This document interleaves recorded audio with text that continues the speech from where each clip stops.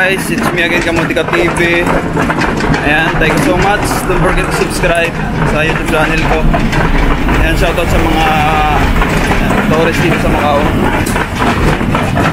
Ay, andito ko ngayon sa Alabas, part-time. Ayan, shoutout sa mga tourist, sa mga nag-apply, vlog sa lahat. And ayan, part-time ako ngayon guys dito. Part-time lang pag walang magawa sa buhay.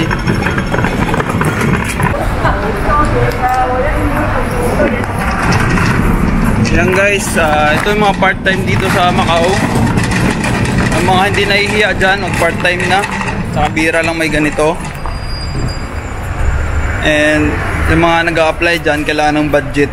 Ayan, pwede sa mga ganito, maghakot lang gamit, tingin-tingin kayo sa bahay kubo dyan sa pinupost, kasi minsan may nagpapahakot mga gamit, yung maglilipat, hindi nila kaya magbuhat.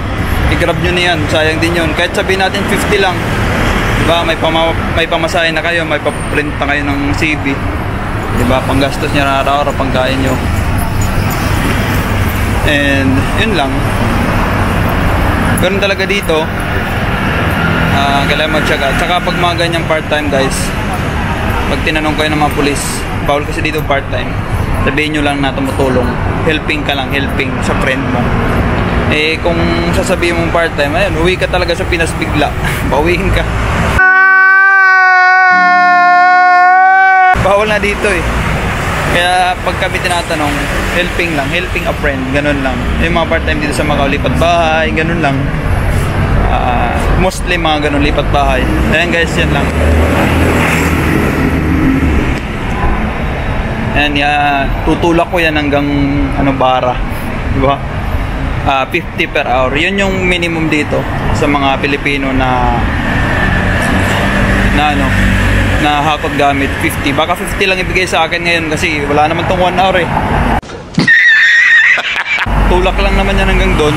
For sure 50 lang, pero okay na yun, diba? Ay pang pangkain, snack, diba? Lalo na wala akong trabaho, may pangkain na ako, diba? Kaysa naman nakaupo ka lang doon, nag-aantay ka lang ng tawag sa mga in-applyan mo.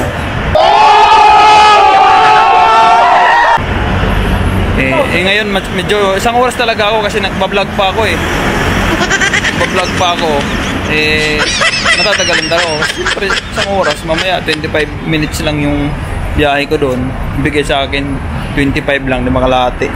Wala naman daw ang isang oras. Dapat saktuhin ko isang oras para 50 mamaya 25 lang ibigay sa akin. Ayan guys, ganun dito.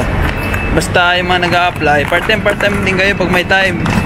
Huwag lang nakaupo lang lagi sa bahay para may income pa. Income kahit pa paano. Malay nyo, malaki yung bigay ng ng pinagpartaman nyo, ipunin nyo yun, para may pamasahe kayo nung pauwi, yung mga hindi makakanap trabaho dito, di ba? Ganun dapat. At least may pamasahe ka, hindi ka na manghihingi kung kani-kanino, di ba? Hindi natin masabi kung makakahanap ka o hindi. Ayan. Dapat ka lang lagi, may bala ka, di ba? Di ba? Ganun lang, part-time.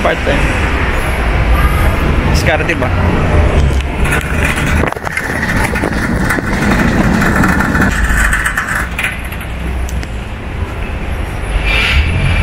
Yung mahirap kasi dito, yung paghatiran ko is 5th floor daw eh.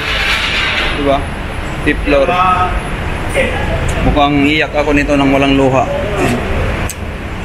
Ganun lang.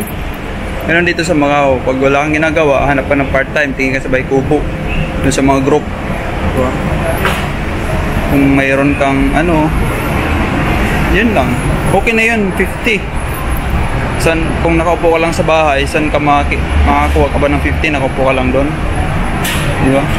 Okay na yun, pangkain mo. Libre ka na nun. Kalibre ka na ng isang order, diba? Yan guys, thank you so much. And sa mga nag-apply dyan, good luck, galingan nyo. Galingan nyo ngayon. Pagalingan na lang ngayon at kailangan may pang-placement kayo. and part-time din para may pandagdag sa pang placement.